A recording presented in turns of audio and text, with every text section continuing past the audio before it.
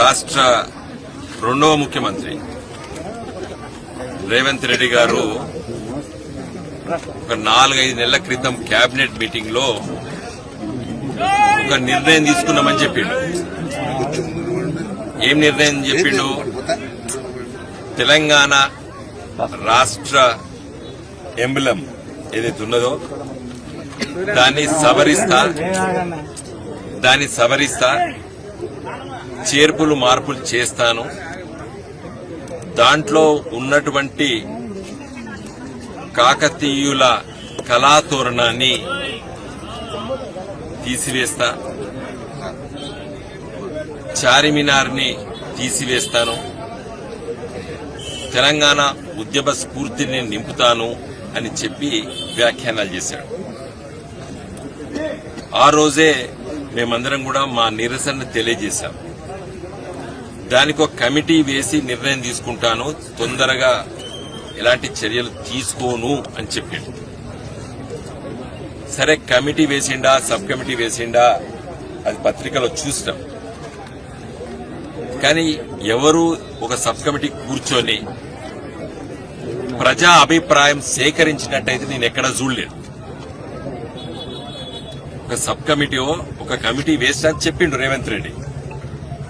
మరి ఆ sub committee ఎక్కడ పోయి పౌరులతోని సమాజంలో ఉన్నటువంటి ముఖ్యులతోని ముఖ్యంగా చరిత్రకారులని తో ఎలాంటి విశ్లేషణ చేసినట్టయితే ఎక్కడ అవపడలేదు.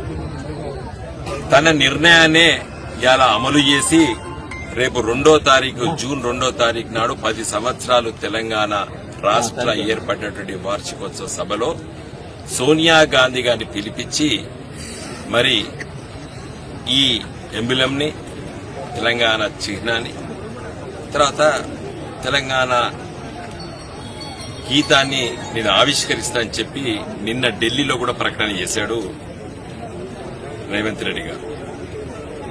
నేను అడుగుతున్నాను, ఈయనకు ఎందుకు తెలంగాణ సంస్కృతి పట్ల, తెలంగాణ చరిత్ర పట్ల, తెలంగాణ కళల పట్ల వ్యతిరేకత? ఎందుకంటే ఆయన ఒక సమైక్యవాది. తెలంగాణ రాష్ట్ర ఏర్పాటును తుపాకీ పట్టుకొని పురవీధుల్లో తిరిగి కరీంనగర్లో చంద్రబాబు నాయుడు వెంట ఉండి భయభ్రాంతులు చేసిండు తెలంగాణ ఉద్యమకారులు. పచ్చి తెలంగాణ వ్యతిరేకి అవుపడుతున్నది. ఆయన ముఖ్యమంత్రి అయ్యి ఇది 6వ మాసం, 6 నెలల్లో ఒక్కసారైనా జై తెలంగాణ అని అన్నాడా? ఒక్కసారైనా జై తెలంగాణ అని అన్నాడా? ఎక్కడా అనలేదు. జై రాహుల్ అన్నాడు, జై సోనియా అన్నాడు, కానీ జై తెలంగాణ అనలేదు. మేము మా కళాతోరణాన్ని ఇలా సాయంకాలం పూట మరి అందరి విజిటర్స్ లాగా మేము వచ్చి చూస్తున్నాం. మా అందరి విజిటర్స్ లాగా మేము వచ్చి చూసుకుంటున్నాం, చిన్నప్పటి నుంచి చూసుకుంటున్నాం. దీన్ని ఇంత గొప్ప వైభవాన్ని ఇవాళ తెలంగాణ రాష్ట్రం ఏర్పడిన తర్వాత ఒక వైభవంగా ఈ చిహ్నాన్ని ప్రపంచవ్యాప్తంగా మరి ప్రచారం అయ్యిందంటే తెలంగాణ రాష్ట్ర ఏర్పాటు పట్ల. మన 3 సింహాలు మనకు అవుపడితే ఇంకో సింహం వెనుకకుంటది. 4 సింహాలు కూడా నేను మార్చుతాను. దుష్ట శక్తులు రావచ్చు ఈ దేశంలో, చట్ట వ్యతిరేకం అది. మనకు ఫ్లాగ్ కోడ్ ఉన్నది. నేను అందుకే చెప్పదలుచుకున్నాను, మీరు చేసేటువంటి ఈ ప్రయత్నము, రేవంత్ రెడ్డి గారు చేసేటువంటి ఈ ప్రయత్నము, అసలు ఈయన నిజమైన కాంగ్రెస్ నాయకుడు కాదు. ఇవాళ విస్తీర్ణవాదంతో ఉన్నటువంటి మనస్తత్వం ఉన్నటువంటి వ్యక్తి రేవంత్ రెడ్డి గారు. ఇవాళ చంద్రబాబు నాయుడు గారు, ఈ రేవంత్ రెడ్డి గారు ఇద్దరు గురు శిష్యులు. రేపు తెలంగాణ చరిత్రను మరిపించాలే, తెలంగాణ ప్రజలకు తమ చరిత్ర ఉండొద్దు, తెలంగాణ ప్రజలకు తమ కళలు అవుపడొద్దు అనేటువంటి దుష్ట శక్తులు ఇలా ప్రయత్నం చేసే దాంట్లో కూడా ఈ రేవంత్ రెడ్డి గారు ముందుకుండి ప్రయత్నం చేస్తున్నాడు. రెండో అంశం ఏం చెప్తాడు? నేను తెలంగాణ ఉద్యమ స్ఫూర్తి తగ్గట్టు ఈ ఎంబలంని చిత్రీకరిస్తా అని చెప్తున్నాడు. అసలు నీకు హక్కు ఎక్కడిది? తెలంగాణ ఉద్యమ చరిత్ర గురించి, తెలంగాణ ఉద్యమ స్ఫూర్తి గురించి మాట్లాడే నైతిక హక్కు ఉన్నదా మీకు రేవంత్ రెడ్డి గారు?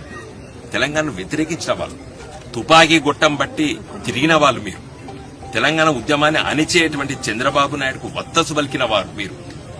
మీరు తెలంగాణ ఉద్యమం గురించి వెళ్ళి మాట్లాడి ఉద్యమ స్ఫూర్తిని నేను చిహ్నంలో నింపుతా అంటే అది హాస్యాస్పదమైంది. నవ్వుతారు అందరు ప్రజలు, తెలంగాణ ప్రజలు నవ్వుతారు.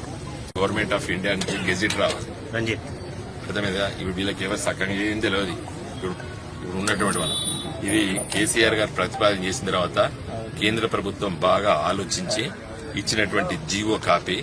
తర్వాత ఈ చట్టం ఉంది, దీనికి state emblem of India regulation of use rules 2007 ఇది అమెండ్మెంట్ కూడా అయింది. దీని ప్రకారంగా కేంద్ర ప్రభుత్వం ఒప్పుకుంటేనే మార్చొచ్చు. కాబట్టి ఈయన ఇయ్యాలని రేపు 2వ తారీఖున ప్రకటన చేస్తే అది అయ్యేది కాదు, పోయేది కాదు.